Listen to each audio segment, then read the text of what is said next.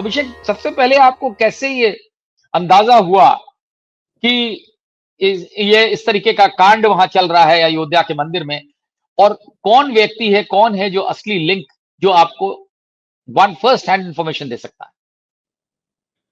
Sir बहुत बहुत आभार आपका साथ में जोड़ने के लिए। और अयोध्या चूंकि उत्तर प्रदेश की राजनीति के केंद्र में रही है, आप लोगों ने अयोध्या का जो सबसे जिसे कहते हैं कि चरमोत्कर्ष दौर जिसने देश की राजनीति की शक्ल बदली, वो भी आप लोगों ने कवर किया है। वो मैंने वो कवर नहीं किया है, लेकिन जब से पत्रकारिता में होश संभाला और चूंकि यूपी में रिपोर्टिंग अच्छी तरह से की है, काफी दिन तक की है, तो अयोध्या से बड़ा लगाव भी रहा, बड़ा जुड़ाव भी रहा और वहां पर कॉन्ट्रैक्ट्स भी रहे। तो जून की शुरुआत की बात है शरद सर कि ये हमारे पास इनपुट आ रहा था कि कुछ तो राम मंदिर में ऐसा हुआ है जिसे छिपाने की कोशिश की जा रही है और जिसे पुरजोर पूरा ट्रस्ट लगा हुआ है, सरकार लगी हुई है कि वो बाहर ना आने पाए। और मैं आपको एक बात बताऊं, ये बात अयोध्या में जो वहां का जर्नलिस्टिक सर्किल है, जो वहां के ट्रस्ट के लोग हैं और पुलिस तक ये बात फैली हुई थी कि राम मंदिर में चढ़ावे की चोरी हो गई है। तब स्केल नहीं पता था, तब ये पता था कि 1-2 दिन में ऐसा कुछ हो गया है, 2-3 दिन के अंदर कुछ ऐसा हुआ है जो नहीं होना चाहिए था, राम मंदिर के अंदर हो गया है, तब ये मामला था।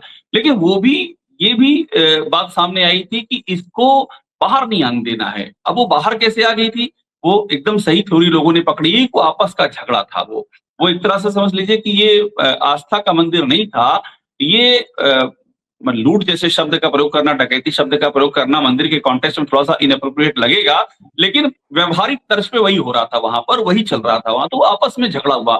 आप ये समझ लीजिए कि जैसे कि आस्था के मंदिर में कोई इंटरनल रुपयों की बंदरबाट को लेकर गैंगवार सा चल रहा हो, एक गैंग ने दूसरे गैंग की शिकायत की, बात आगे बढ़ी, बात पुलिस तक गई। और आप हैरान होंगे शरद सर कि पुलिस के पास जाने के बावजूद ऑफ रिकॉर्ड कह रहे थे हाँ हुआ है, लेकिन आप कोई रिपोर्ट नहीं कर सकते हैं, वो ऑन रिकॉर्ड बोलने को तैयार नहीं है।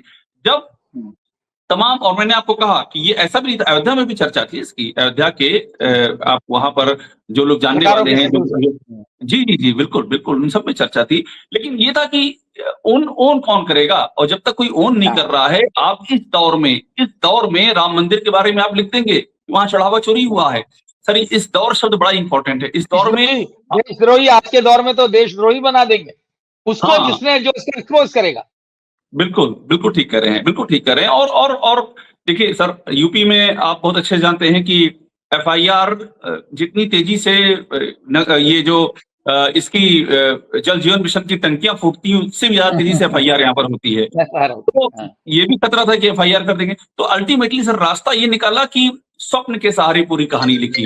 मतलब वो एक तरह का मेरे लिए भी अनोखा अनुभव था कि ड्रीम जर्नलिज्म जैसे मैंने सपने के सहारे पूरा लिख दिया कि मुझे ये सपना आया है कि मेरे आराध्य के मंदिर में चोरी हुई है, इस तरह की चीजें हुई हैं, कौन लोग वहां पहुंचे, नाम लिखे बगैर इंडिकेट कर दिया, और किस तरह से उसको दबाया जा रहा है।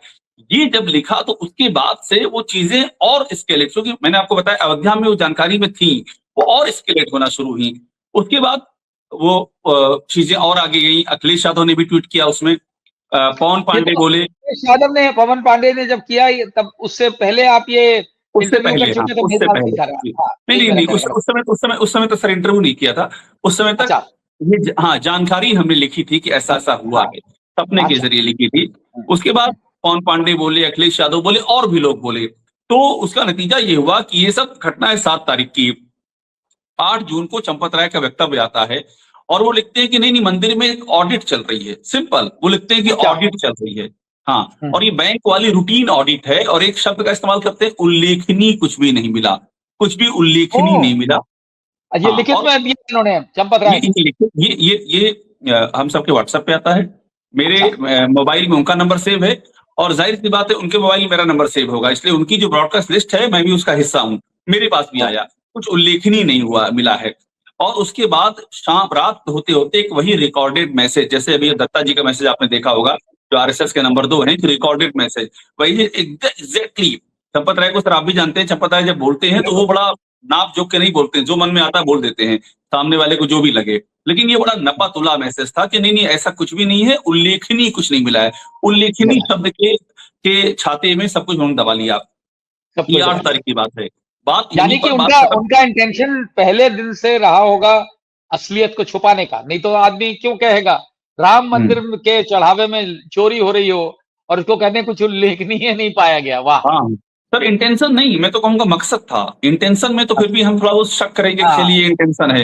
ये मकसद था, ये क्लियर एकदम मकसद था। चूंकि चंपत राय तो at the helm of affair थे, वो तो देख रहे थे, बिल्कुल। उनके सामने सब घटना घटी थी। इसके बाद तो भी कह रहे आपको हैं महिपाल कि महिपाल सिंह का से कांटेक्ट कैसे आपने एस्टैब्लिश सर किया? महिपाल सिंह कैसे जब पता? जब जब 8 तारीख बीत गई और इन्होंने डिनाई कर दिया कि ऐसा कुछ भी नहीं हुआ है, चीजें खत्म हो गई वहां पर। जबकि मैं आपको बताऊं, मैं 2 नाम जरूर लूंगा आपके इस शो में।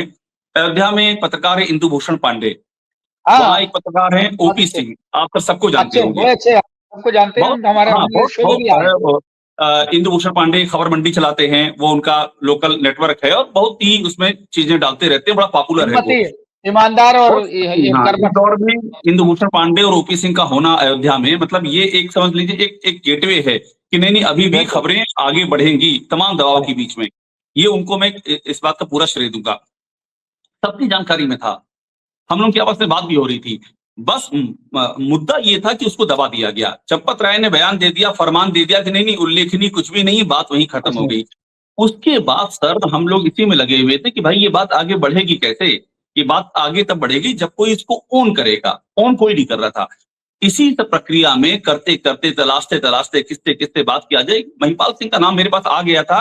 9 तारीख की सुबह ये जानकारी मिली थी कि एक अच्छा, महिपाल सिंह हैं जो अंदर से असंतुष्ट थे यहाँ की कार्यप्रणाली को लेकर के, और उन्होंने पहले भी ऑफ रिकॉर्ड जब उनको हटाया गया था कुछ लोगों से अपनी नाखुशी जाहिर की थी, और उसके बाद उन्होंने एकदम बोलना बंद कर दिया, सामने नहीं आए। लेकिन लोगों के जहन में एक नाम था कि भाई साहब वो एक नाम हो सकता है, अगर आप बात करेंगे तो महिपाल बता सकता है। करते करते करते करते महिपाल तक बात ये हुआ कि महिपाल संपर्क में आ गए। महिपाल को कन्विंस करने में ज्यादा वक्त इसलिए नहीं लगा क्योंकि महिपाल भरे बैठे हुए थे। ऑनेस्टली आपको बता रहा हूँ, महिपाल को कन्विंस नहीं करना पड़ा। और महिपाल शायद इंतजार कर रहे थे मौके का।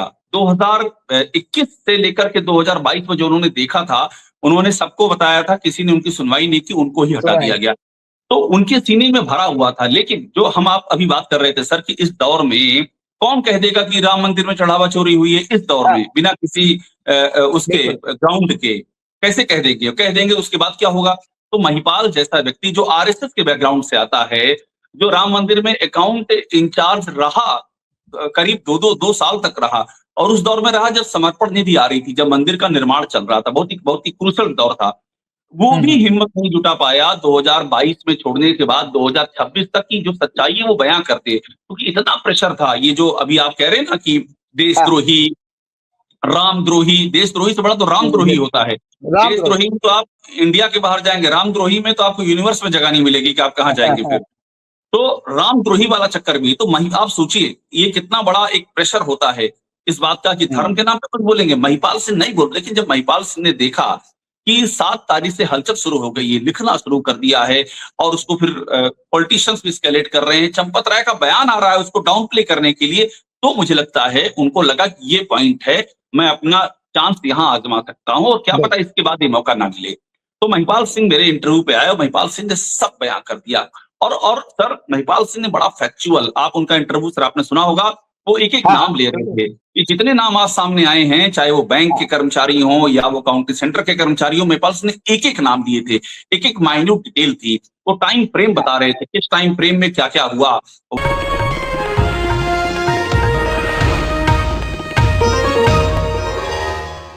Copyright disclaimer under Section 107 of the Copyright Act 1976. Allowance is made for fair use for purposes such as criticism, comment, news reporting, scholarship, and research. Fair use is a use permitted by copyright statute that might otherwise be infringing.